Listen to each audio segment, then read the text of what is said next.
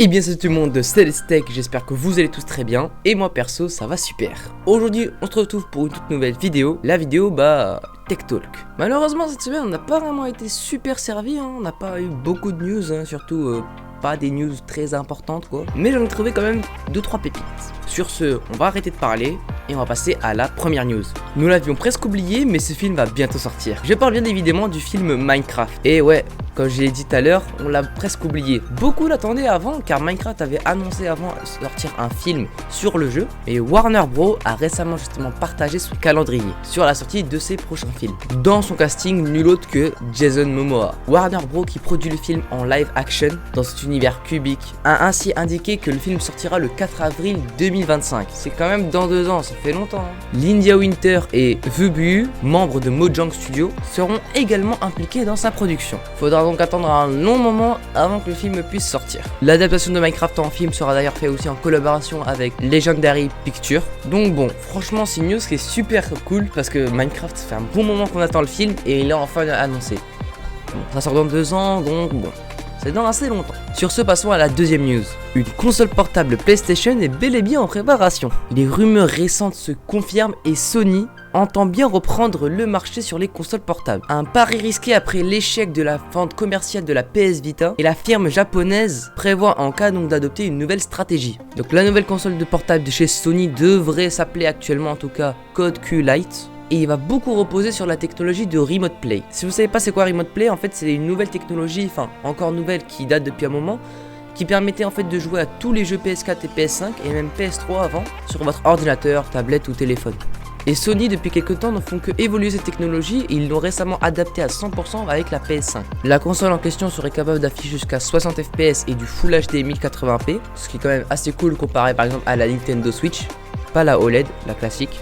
Actuellement la Q-Lite est en phase de qualité et de test, donc faudra pas s'attendre à la voir, non pas longtemps, faudra vraiment attendre. Sur certaines choses qu'on pourrait se baser, la sortie aura peut-être lieu entre la sortie de la PS5 Slim qui aura lieu vers fin 2023 et celle de la PS5 Pro vers fin 2024. Donc peut-être milieu 2024 on pourrait potentiellement avoir cette console.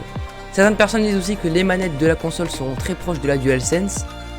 Mais tout ça reste encore à voir, on n'a pas trop d'infos, tout ce qu'on a c'est des rumeurs mais qui se confirment par Sony. Sur ce, passons à la troisième news.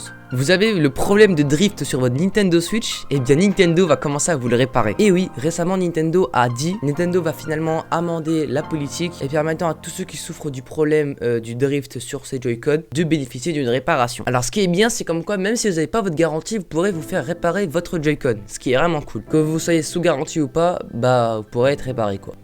Bien évidemment, imaginons que le problème de drift a été causé par vous, par exemple si vous avez cassé le Joy-Con ou un truc comme ça, vous pourrez pas vous faire réparer, car le problème de drift vient essentiellement du constructeur, mais s'il vient de votre part, vous ne pourrez pas vous faire réparer. Mais dans le cas où le problème de drift réapparaîtrait après la réparation, là, je pense apparemment on pourra pas vraiment se faire rembourser ou réparer tout simplement le Joy-Con. Sur ce, passons à la dernière news. Qu'est-ce que c'est que ça encore?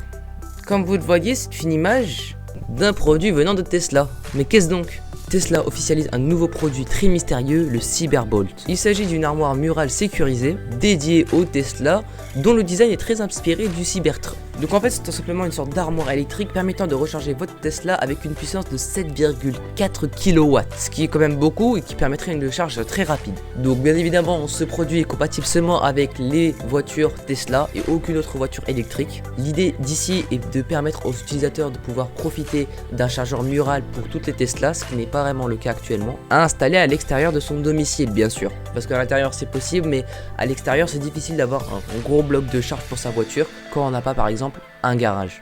Actuellement ce produit n'est disponible qu'en Chine et il est d'une valeur de 5500 yens, ce qui est l'équivalent d'à peu près 730 €. Donc tout reste à voir encore, mais en vrai ça a l'air quand même assez utile.